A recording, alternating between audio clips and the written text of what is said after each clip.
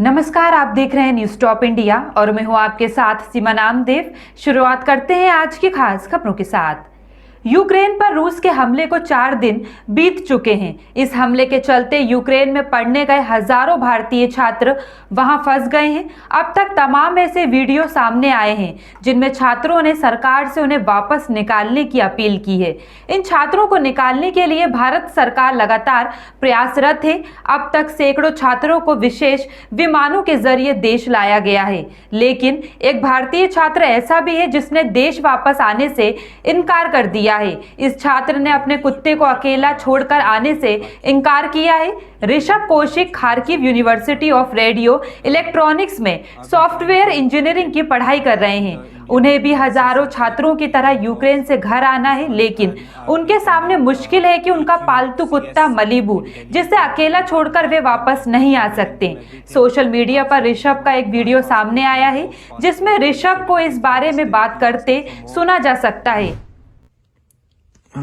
Hello, my name is Rishabh Kaushik. I'm a student here in Kharkiv, Ukraine. I'm studying engineering here in third year. I've been trying to get in contact with the Indian embassy since like 18th of this month, and I've been sending AQCS in Delhi. I've been trying to contact them. I've been emailing them everything. I've sent them my passport, my dog's passport, all his certificates, but they still keep asking for more. Even yesterday I emailed them that a war has actually started. If I by chance I get a chance to get airlifted, can I get the documents then? He still asks for some more certificates, knowing the facts that Ukraine is in midst of a war and nothing is actually operational. Even इसमें ऋषभ ने बताया है कि कैसे Ukraine स्थित भारतीय दूतावास और दिल्ली में केंद्र की एनिमल क्वारंटाइन और सर्टिफिकेट सर्विस उन्हें रोक रही है।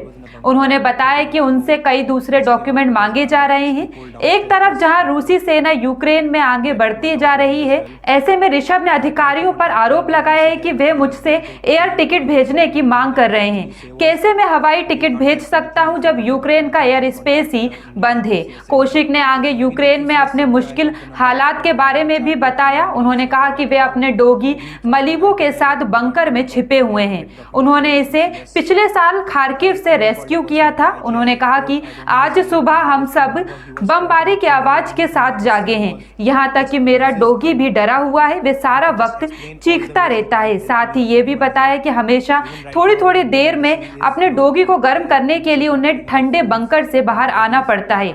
उन्होंने कहा, मैं यहाँ कीव में फंसा हुआ हूँ, जबकि मेरी फ्लाइट 27 फरवरी को ही थी। भारत सरकार ने अगर कानून के मुताबिक मुझे जरूरी एनओसी दी होती तो अब तक मैं भारत में होता। रूस की सेनाएं जब राजधानी कीव के करीब पहुंच चुकी हैं और कब्जे के लिए भीषण संघर्ष चल रहा है। ऐसे समय में करीब 18,000 भारतीय छात्र इस समय यूक्रेन में फंसे हुए हैं। इन सभी छात्रों को वापस लाने के लिए भारत सरकार लगातार प्रयास कर रही है। इस अभियान में सबसे बड़ी बाधा यूक्रेन का एयर स्पेस बंद होना है, जिसके चलते सरकार सीधी उड़ान नहीं संचालित कर पा रही है।